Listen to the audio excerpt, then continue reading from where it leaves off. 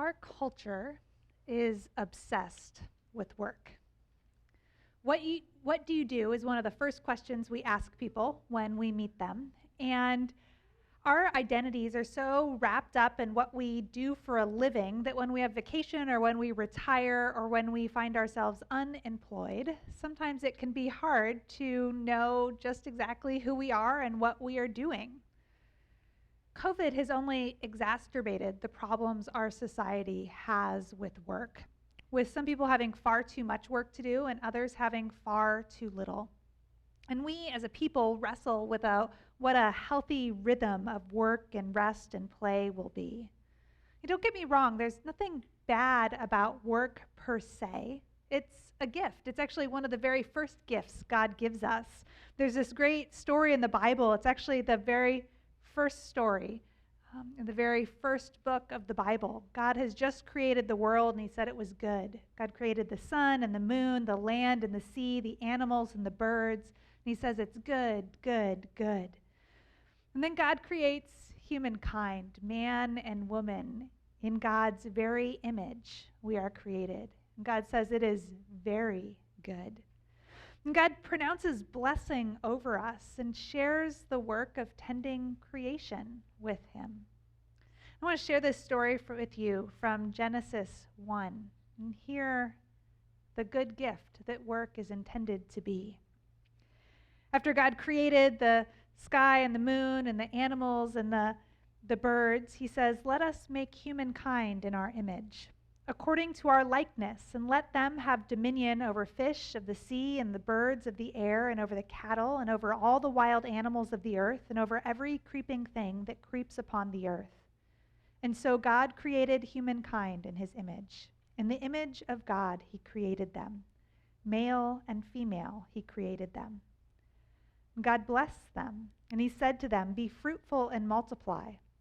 Fill the earth and subdue it. Have dominion over the fish of the sea and over the birds of the air and over every living thing that moves upon the earth." God said, "See, I have given you every plant yielding seed that is upon the face of the earth, and every tree with seed in its fruit. You shall have them for food.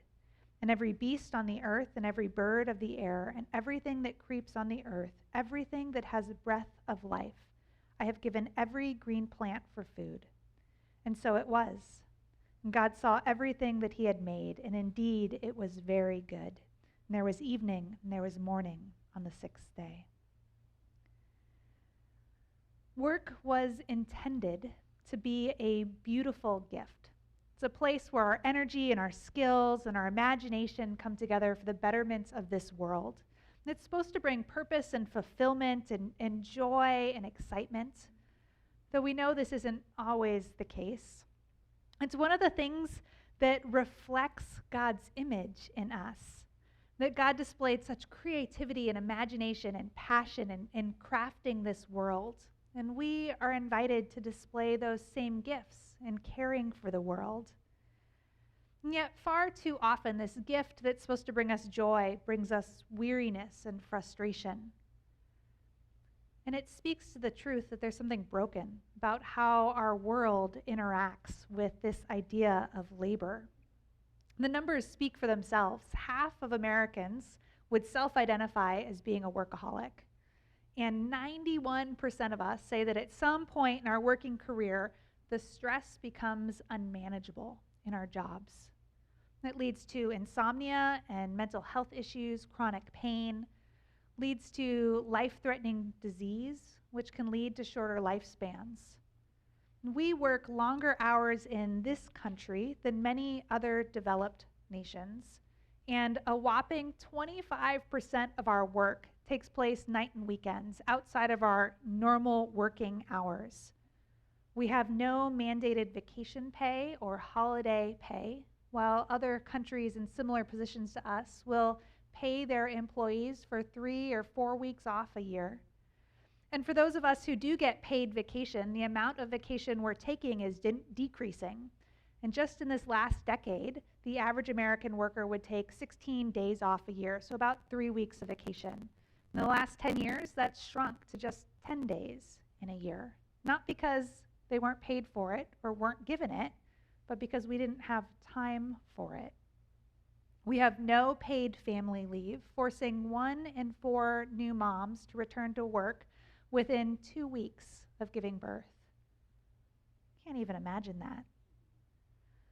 The way we work as a society wears on us, all of us, and COVID's just made it worse. Remember how excited we were last year to work from home, the luxury, the novelty. We were going to save so much time not commuting anymore. We could wear comfy pants all day and nobody would know. No more long, drawn-out meetings. You could avoid that coworker who drove you crazy. Working from home was going to be the highlight of a bad year. And then the reality set in. We ended up setting up offices in our bedrooms and in our kitchen tables. We increased the amount of time we worked by almost an hour and a half a day. And work began to permeate every waking moment, as notifications on our phone would interrupt us during dinner, and that pile of paperwork we could see would nag us as we were trying to relax with our family. There was literally nowhere to escape when we were working and sleeping and studying under the same roof. The flip side of that reality is that there are many individuals who have been unemployed or underemployed this past year, and it's skyrocketed during COVID. Our usual unemployment rate as a nation is between 4 and 5%, so 1 in 20 people who would like to work are unable to find work. But as of April 2020, nearly 15%, 1 in 7 people who needed work were unable to find it. And on top of that, 23% of people were underemployed. So they had a job, but it wasn't enough hours to live off of. Or they were able to find a minimum wage job, but it didn't meet their level of experience or education. And we know that these changes have disproportionately affected women and minorities. Women left the workforce in droves this past year to care for children who weren't able to go to school or to childcare. And African Americans who routinely have twice the unemployment rate of Caucasians continued to see that number impacted this past year as they bore the brunt of unemployment and underemployment during COVID. It's not how it's supposed to be. This is not the good gift God has promised to us, this blessing that was bestowed upon us in Genesis 1. Right from the very beginning, we're told that we're made in the image of God, that there's something in us that reflects who God is. We don't get this perfect, but when somebody looks at us, they should get a glimpse of God, a taste of God's character and value. Kind of like seeing a reflection of yourself in a steamy mirror. That somebody should see us as imperfect as we are and learn something about the heartbeat of God. Because there's something about how we work that mirrors how God works. And what we know about the heartbeat of God so far in Genesis is that God is a God who creates, who loves beauty, who births life, who displays care and thoughtfulness in all that God does. And for the Bible to say from the very beginning that we're made in the image of God is to say that we too are created for dignity and for purpose and for responsibility, that we are told to go and be fruitful and multiply, to enjoy the good gifts of this earth, to tell us to care for creation. The Bible says we're given dominion over the fish of the sea and the birds of the air, over every plant and living being. And it's not that we get to dominate or abuse the resources of this earth, but that we are entrusted with this sacred responsibility to create and bring life and beauty and wholeness to everything we touch. This is the essence of the work we have been called to. At its best, work is the thing that brings satisfaction and joy, that provides opportunity for new life to grow, that allows us to care for those around us.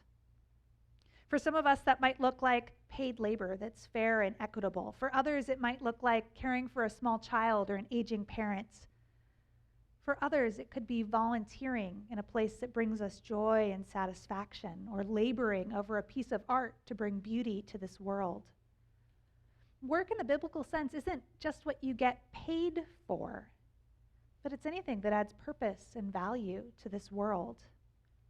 This is what we were created for purpose and meaning, to use our skills and our energy and our talents to add beauty and life to the world around us. Honestly, there's no concept of retiring in the Bible, no age at which you're excused for God's purpose for you.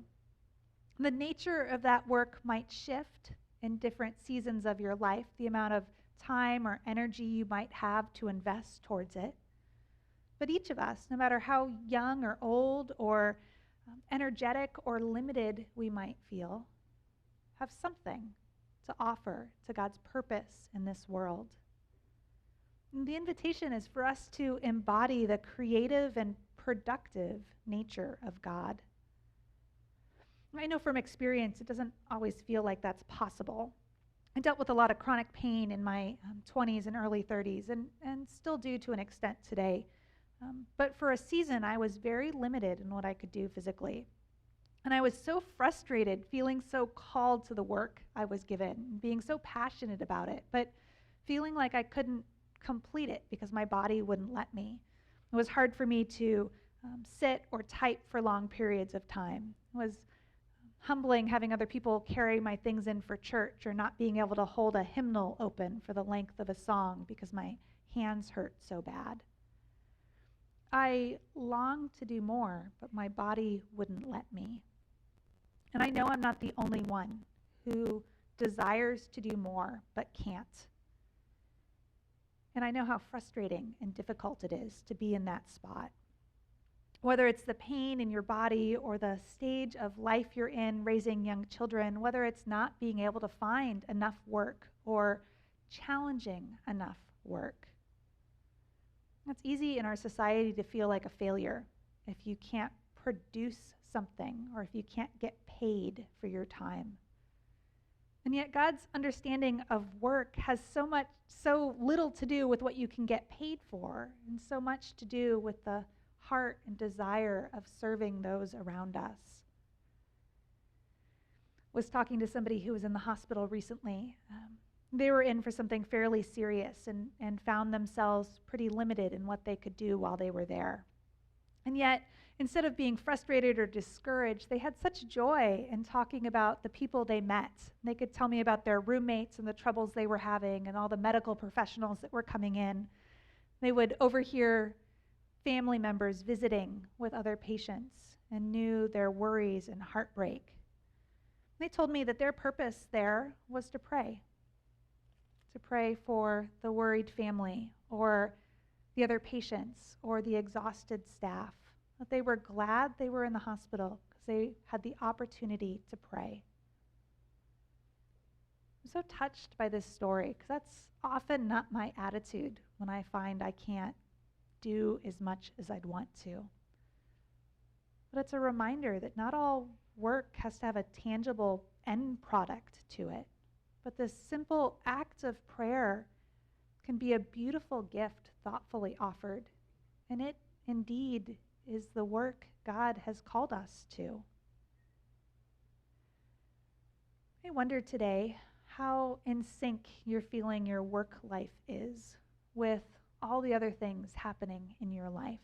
So what we're trying to do in this series is to find life-giving rhythms in our work, in our play, in our rest, so that all the pieces are in balance in our lives.